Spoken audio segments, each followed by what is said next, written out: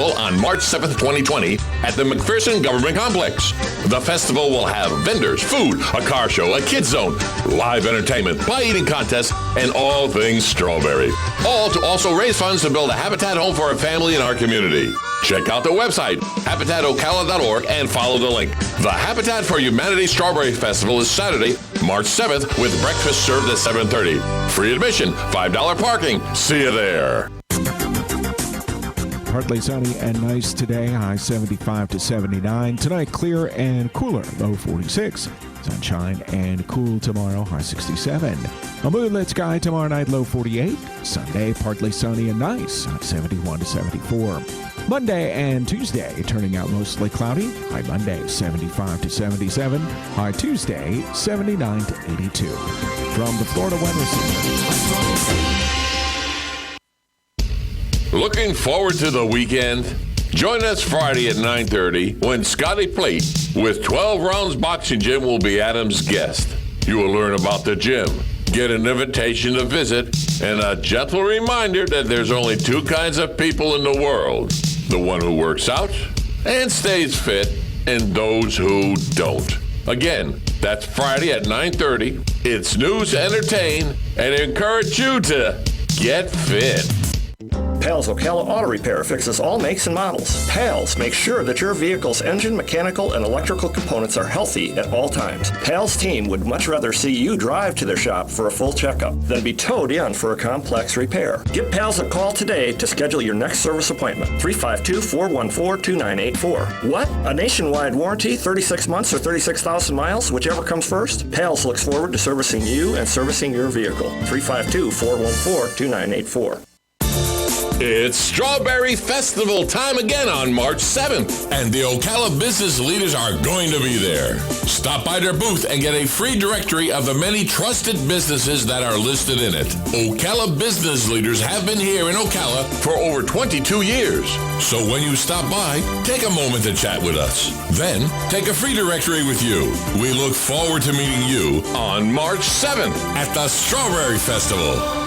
Broadcasting from the Paddock Mall Studios, this is WOCA, Ocala, Gainesville, The Villages, 1370 AM, 96.3 FM, The Source.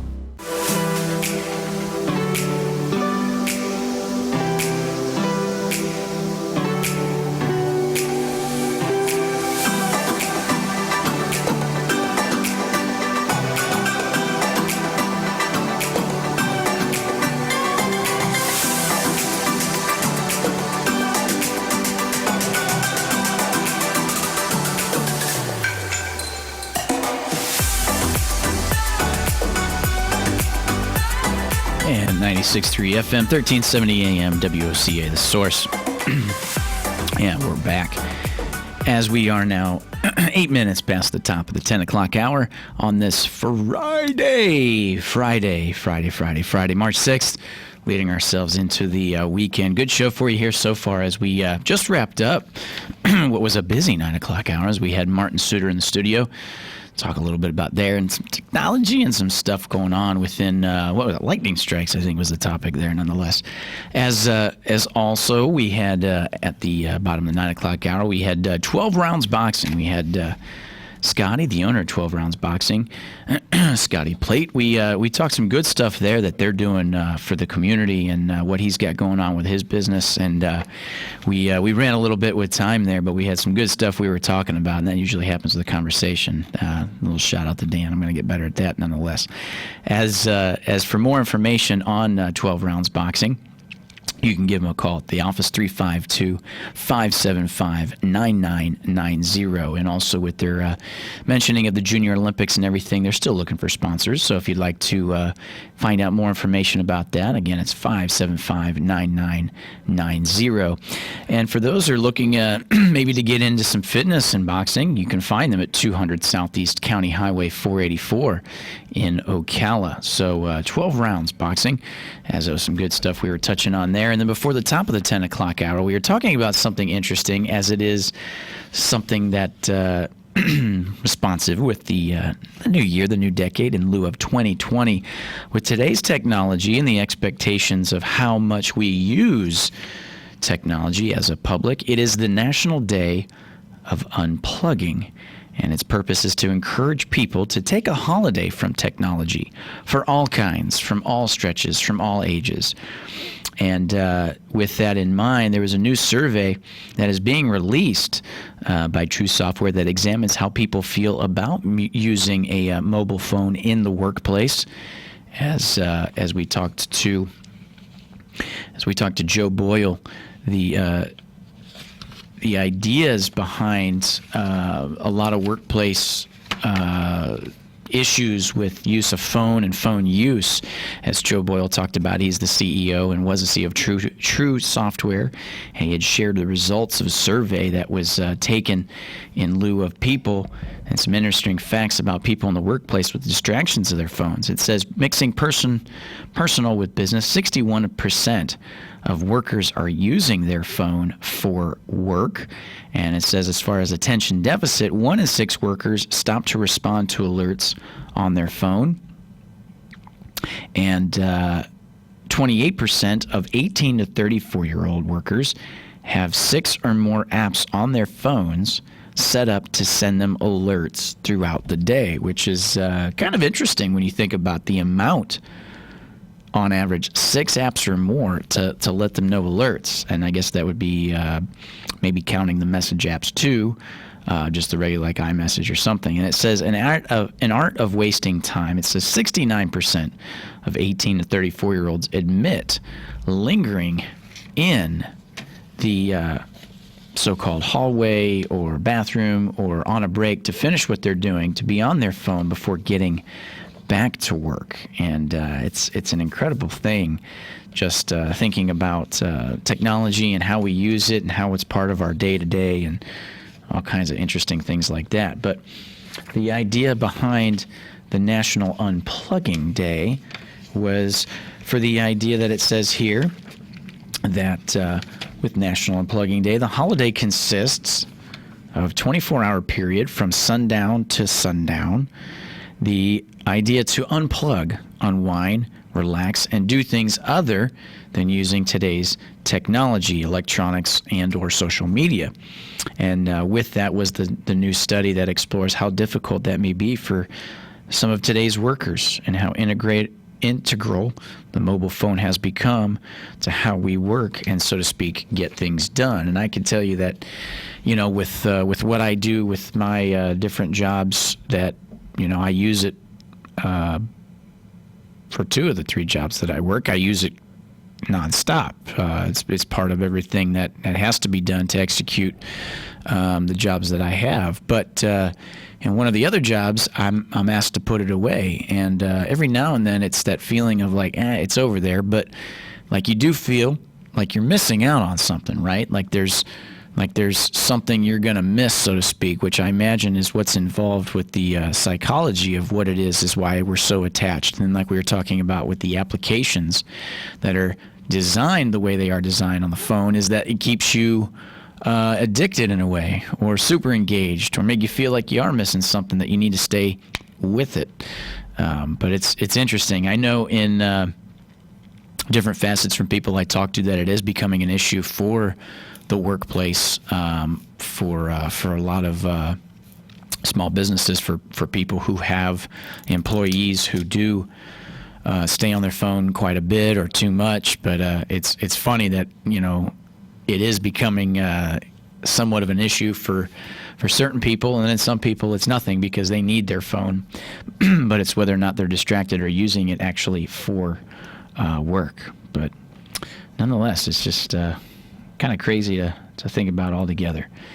And like I said, I like to think that I'm maybe one of the last, as I said, 18 to 34-year-olds, as I am just a little bit older than that demographic, as technology for myself growing up was there. It's been apparent, but it really didn't hit home or be as strong until after I was out of high school. So it's one of those things I tell people, like we bought our computer as a family, as if way back in the day I heard stories of how people bought TVs. You put on your Sunday's best, you go out to the Montgomery wards, and you look for the TV set that's going to go in the living room as a big ordeal for that day and weekend. And that's what we did when I was a kid when it came to buying our first computer.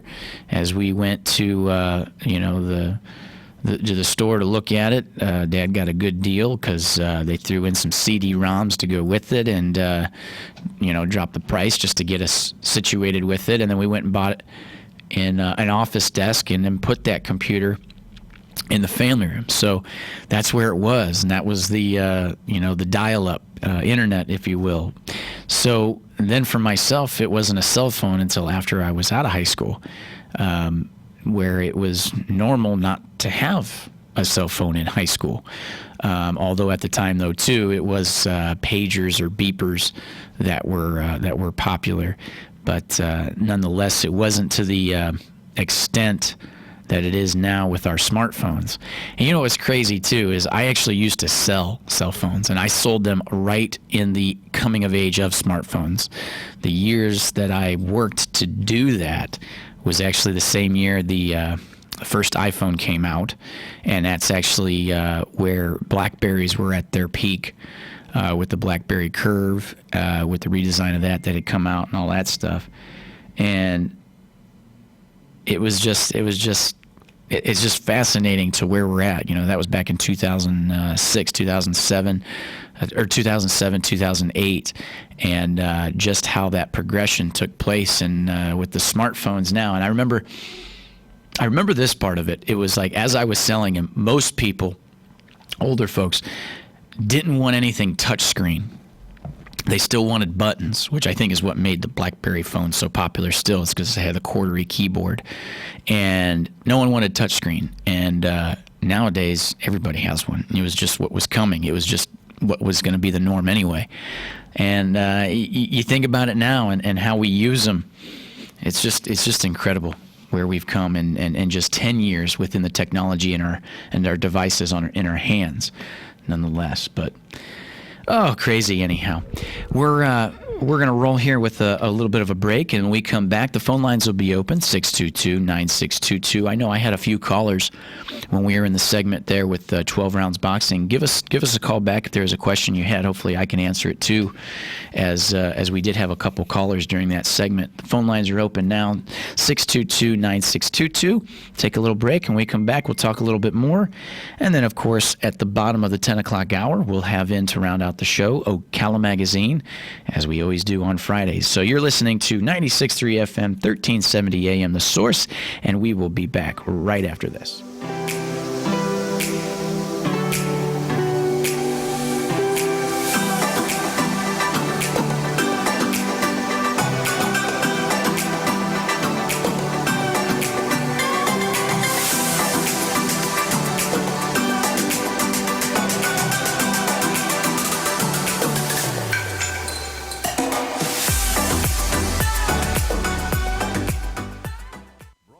From the Paddock Mall Studios, this is WOCA, Ocala, Gainesville, The Villages, 1370 AM, 96.3 FM, The Source. Hi, I'm Russ Moore with Pike Mill. Our relationship with WOCA started in 2009. WOCA is family-friendly, community-involved station. When we moved to our new location on 17th Street in October of 2016, of course, we went to WOCA so they could tell everybody our new location. The folks at WOCA really care about their clients and want them to be successful. For all of your shipping needs, call Pike Mill, and to tell the Ocala area about your business, call WOCA, because WOCA radio gets results. Are you worried about our outdoor heritage, clean drinking water, and a place where future generations can enjoy wildlife? Attend a local Ducks Unlimited event. A good time for a great cause with people just like you. Join us for the Ocala Ducks Unlimited Dinner, catered by the Texas Cattle Company, on Friday, March 6th at the Southeastern Livestock Pavilion. For tickets, call Russ Moore at 352-804-3577. That's 352-804-3577. WOCA. We are proud to announce the Conservative Watch Hour on WOCA 96.3 FM and 1370 AM every Friday at 11 a.m. Hosted by Annie Marie Delgado, president of Trump Team 2020 Florida, and her co-host Ann Vandersteel with SteelTruth.com. We are serving a higher level of excellence, and we are the only program of this type in this market. Don't miss your weekly dose of conservative talk radio. WOCA 11 a.m. Fridays, 96.3 and 1370 a.m. The NFL alumni is sponsoring a Clay for Kids sporting event to benefit Champions for Champions. The event will take place at the Robinson Ranch in Inglis, Florida on Saturday, March 21st. Call 866-996-2182 for details. The NFL alumni will provide gift bags, breakfast, lunch, and prizes. Call 866-996-2182 for details. Clay for Kids. Call 866-996-2182 for details. Hosted by the NFL alumni. Come to the 7th Annual Habitat Strawberry Festival on March 7th, 2020 at the McPherson Government Complex. The festival will have vendors, food, a car show, a kids zone, live entertainment, pie eating contests, and all things strawberry. All to also raise funds to build a habitat home for a family in our community. Check out the website, habitatocala.org, and follow the link. The Habitat for Humanity Strawberry Festival is Saturday, March 7th, with breakfast served at 7:30. Free admission, $5 parking. See you there. Partly sunny and nice today, high 75 to 79. Tonight, clear and cooler, low 46. Sunshine and cool tomorrow, high 67. A moonlit sky tomorrow night, low 48. Sunday, partly sunny and nice, high 71 to 74. Monday and Tuesday, turning out mostly cloudy. High Monday, 75 to 77. High Tuesday, 79 to 82. From the Florida Weather Center.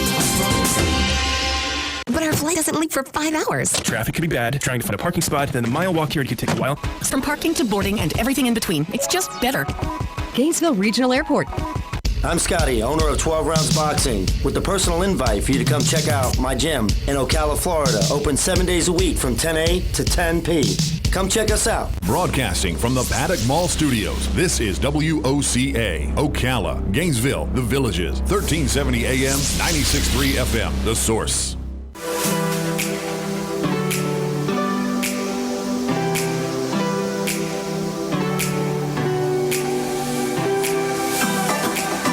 And you're listening to AM Ocala Live, WOCA, The Source. Happy Friday, everybody. Thank you for listening as we are now 20 minutes past the top of the 10 o'clock hour, 96.3 FM, 1370 AM, streaming live, YouTube Live. As we make our way towards the bottom of the hour, we've got some interesting events or days or interesting things that had happened on this day in history. As Tish throws these out of me, I love these here. I just don't get a chance to read them as often, but we got some time right now. She started it with some of the old as it comes up towards the new, and this is some great stuff. On this day in history, on March 6th, 1788, way back when, 1788, the first fleet arrives at Norfolk Island to found a convict settlement. Isn't that weird? The first fleet arrives at Norfolk Island to found a convict settlement. Incredible. This one here is 1831. On this date in history, in 1831, Edgar Allan Poe removed from West Point Military Academy. That's a little interesting there. Edgar Allan Poe for his poem, The Raven, as he was removed from West Point Military Academy. That's some. So, in lieu of military, this is interesting here. On this date in history, in 1836, Battle of the Alamo. After 13 days of fighting, 1,500 to 3,000 Mexican soldiers overwhelmed the Texan defenders, killing 182 to 257 Texans, including William Travis, Jim Bowie, and Davy Crockett. Battle of the Alamo, 1836, on this day in history. This one's a little interesting in lieu of our area here. In 1918, on this date in history, U.S. naval boat, the Cyclops, disappears in the Bermuda Triangle. In 1918, the U.S. naval boat disappears in the Bermuda Triangle. As we move on through a little bit of the baseball idea of it, we talked about a little bit of Babe Ruth, and they said that. We already talked about that one. That was the other day in this history, as it was this week that Babe Ruth had signed a 3-year contract with the New York Yankees for nearly $70,000 per season. This one in 1940, on this date in history, says here that the first U.S. telecast from an airplane in New York City. Oh, this is a good one, too, because we talked about this, is that in 1950, on this date, Silly Putty goes on sale in the United States, and it was the 70th birthday of Silly Putty.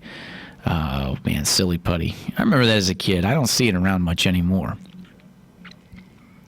In 1964, on this date, March 6th, 1964, boxing legend Cassius Clay joins the Nation of Islam and changes his name to Muhammad Ali, calling his former title Slave Man. So Muhammad Ali, so Cassius Clay changing his name, that was this date in 1964, he became Muhammad Ali.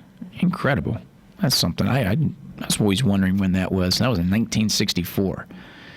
And in 1965, first nonstop helicopter crossing of North America by J.R. Wilford.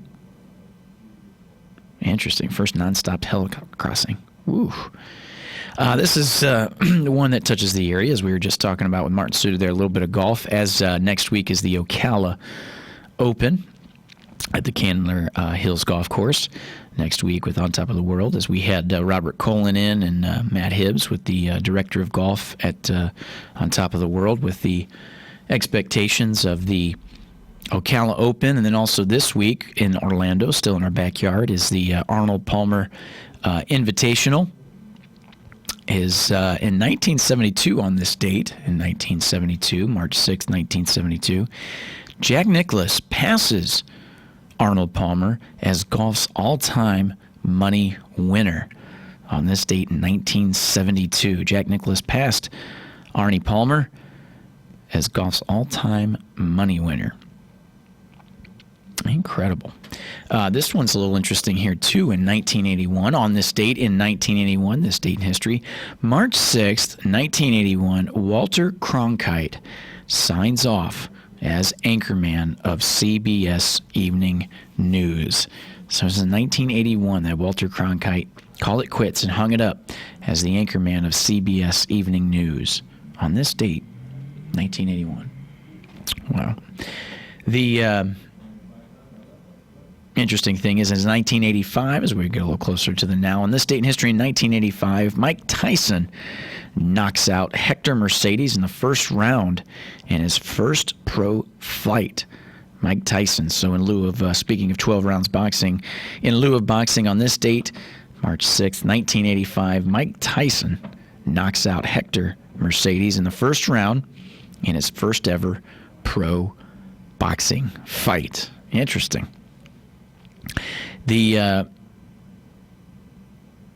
this one on this date in history, on March 6th, 1985, Yul Brynner appears in his 4,500th performance of The King and I. 4,500th performance of The King and I.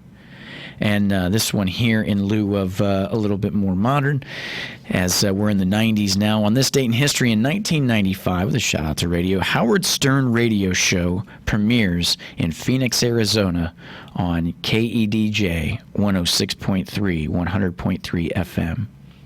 How about that? Howard Stern's radio show began in 1995 on this date.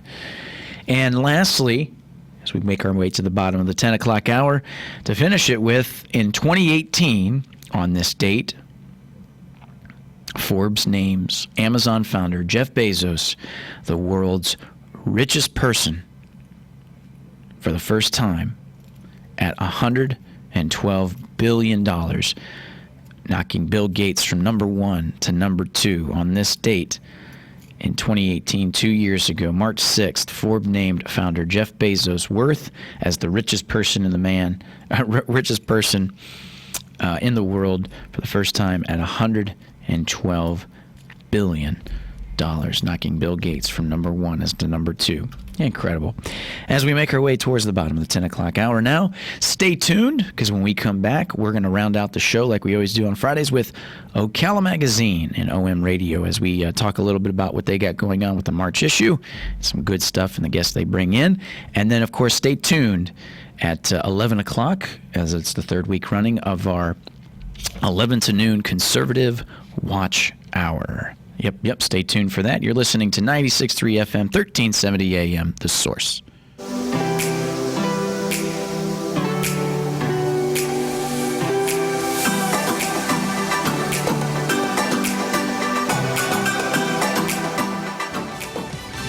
Fox News, I'm Lillian Wu at the White House. We're taking care of it. President Trump, just before signing into law an emergency coronavirus spending bill. By signing that bill, the president is authorizing the expenditure of $8.3 billion in funding for the coronavirus response. The lead agency, of course, is the Centers for Disease Control and Prevention here in Atlanta.